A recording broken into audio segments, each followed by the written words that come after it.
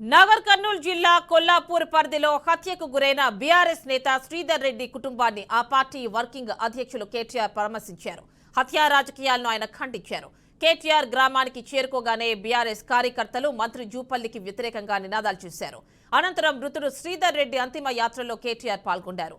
మంత్రి జూపల్లి హత్యా రాజకీయాలను మానుకోవాలని, నిందితులను అరెస్ట్ చేసి కఠినంగా శిక్షించాలని పెద్ద ఎత్తున నినాదాలు చేశారు. కొద్దిసేపు రోడ్డుపై రాస్తారోకో నిర్వహించారు.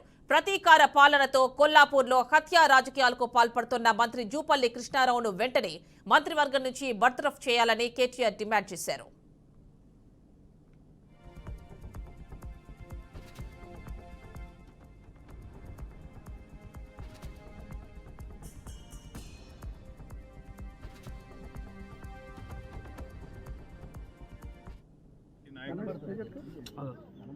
మాజీ ఎమ్మెల్యే హర్షవర్ధన్ రెడ్డి గారికి అత్యంత సన్నిహితుడైన సీనియర్ నాయకుడు బొడ్డు శ్రీధర్ రెడ్డి గారి దారుణమైన హత్య ఒక పాశవిక, ఒక అమానుషమైన దారుణమైన ఘాతకం ఇది.